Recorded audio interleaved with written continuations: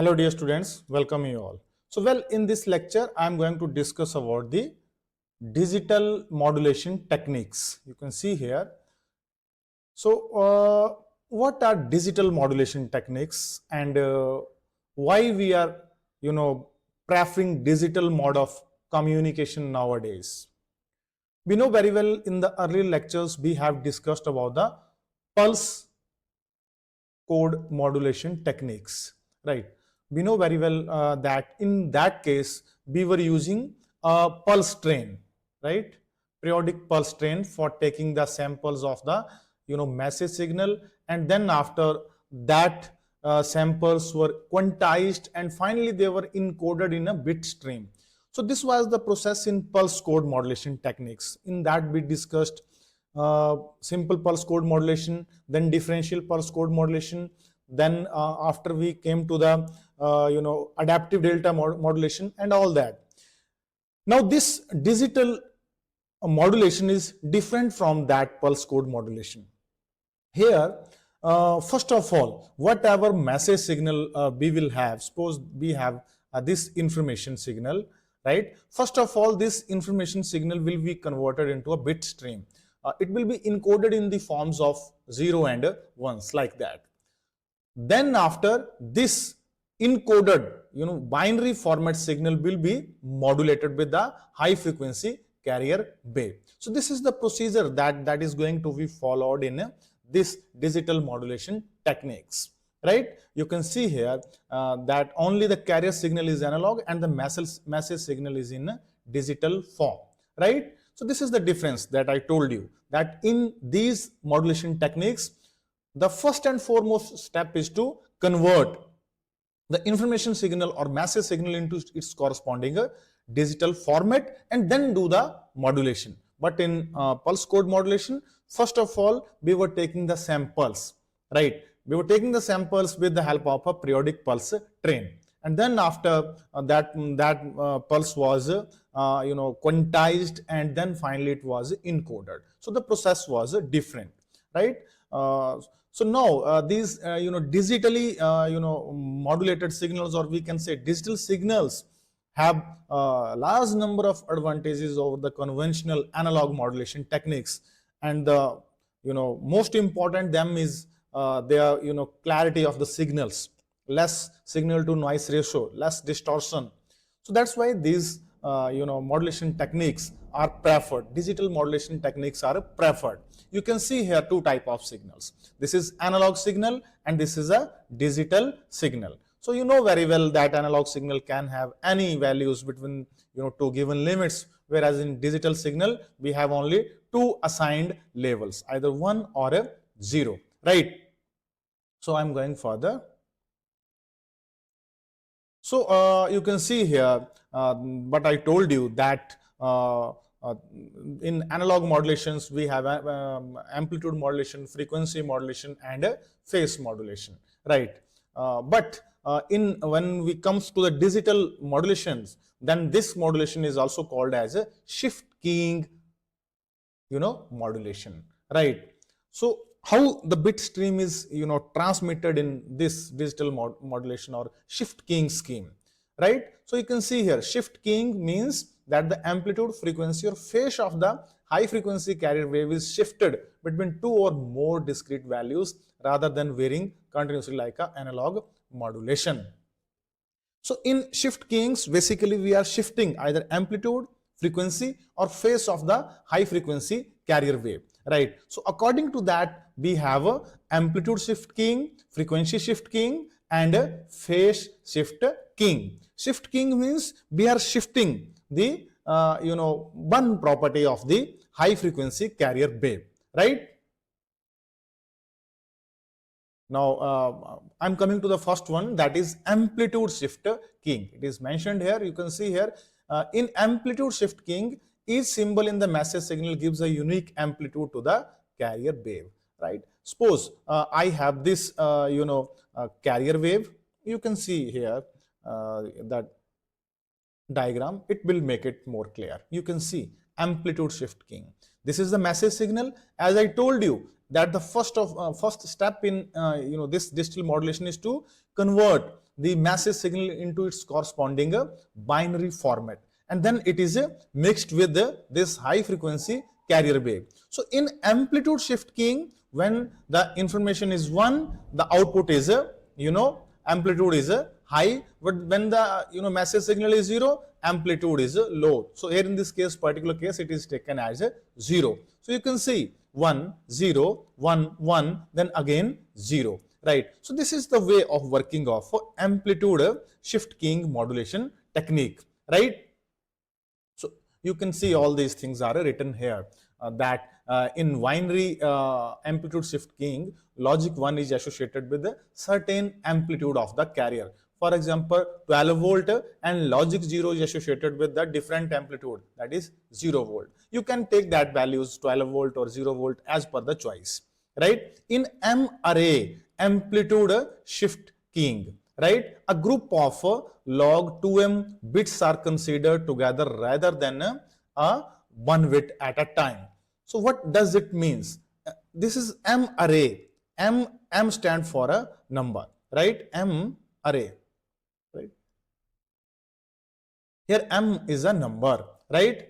The number of bits associated with the that information. So in M array amplitude shift keying, we are using group of bits. Either we are using 4 bits, 3 bits, or 8 bits. If we are using, for example, 4 bits, right? So we know 4 bits can have 16 different levels, right? 0 to 15. So we will have in that case 16 amplitude levels of the resultant amplitude shift keying signal, right? Rather than 2 levels, either 12 volt or 0 volt, we will have now 16 levels.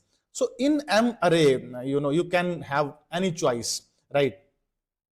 Whether we are using 3 bits, we are using 4 bits, we are using 8 bits, we are using 16 bits. For example, you can see here 16, not 16 bits, but this is 16 reference levels of the amplitude here in this particular case, and the number of bits used are how much? It is 4, right? So 4 16, if it is 3, then it is 8. So this is the way, right? And in this case, each voltage level that will be containing 4 bits, right? You can see a group of 4 bits are considered and are given a respective amplitude, right? So you can see here all these things are written here. So this is M array amplitude shift keying. It is also used in digital communication. So this was amplitude shift keying. We will discuss it in detail in the coming lectures. The next, this diagram I already discussed. This is the block diagram of amplitude shift keying. You can see here information signal, analog to digital converter, then the output will be 1 0 1 0 1. That will be modulated with the help of this modulator, right, where it will be mixed with the high frequency carrier wave, and then after we will have a resultant amplitude shift keyed message signal, right? And this is demodulator, right? This is further passed to the band pass filter for containing or removing certain frequencies. But when we talk about the demodulator, then at the receiver end, first of all, we will take the carrier out from that signal, and then after we'll pass it through the low pass filter, then finally digital to analog conversion, all that. We will discuss it in details when we will discuss amplitude shift keying in details, right? So the next one is frequency shift keying.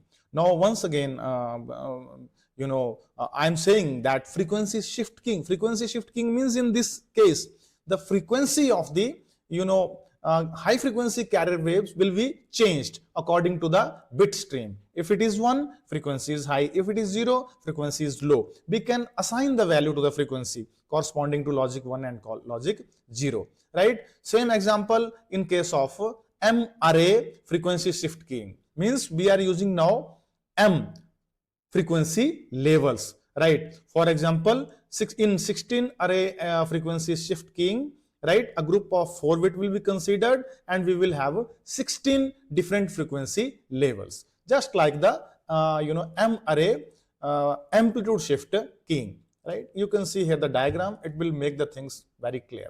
You can see this is the information signal, this is high frequency carrier wave. You can see this is what, this is now frequency shift keying modulated signal, right? High frequency, low frequency corresponding to this 0, high frequency, low frequency. So this is the thing that I told you, that the frequency shift keying work in this way, right?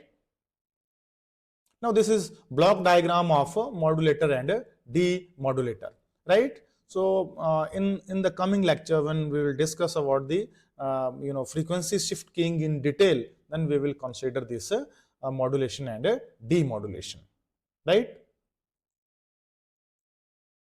Then the last one is phase shift keying. Now phase shift keying means we are changing the phase of a high frequency carrier wave in accordance with the bit stream. If the bit is 1, we can say there is no change in the phase.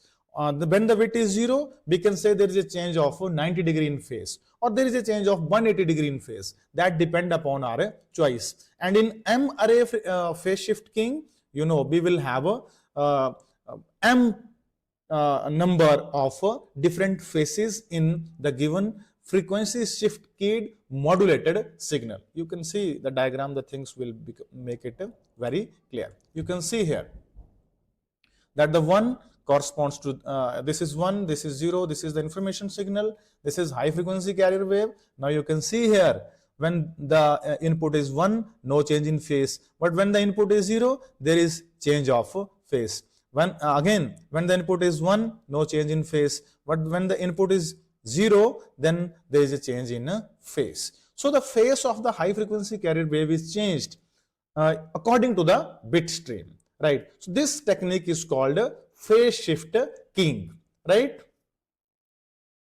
Now this is the block diagram of this entire scheme. We'll come to it when we will discuss phase shift keying in detail, right?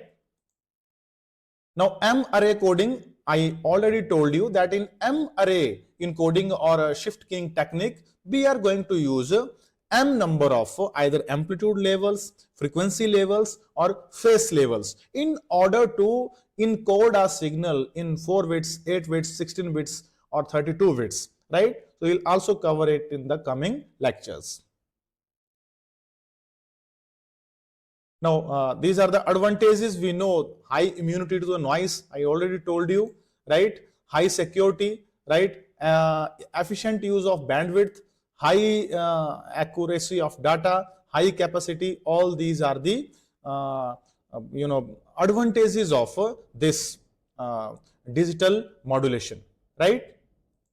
If I come to the disadvantages, then the first and foremost thing is the additional circuit required for encoding and decoding the digital circuits. Synchronization, we need a synchronous detector for detecting and production of these digitally modulated signals. High power consumption is also one problem with digital modulation, but all these things, all these drawbacks are overcome by the advantages of the digital modulation techniques, and they are mostly preferred in all communications. And you know very well that nowadays we are totally dependent on a digital form of communication, right? So in the coming lecture we will take all of these techniques one by one. So thank you very much.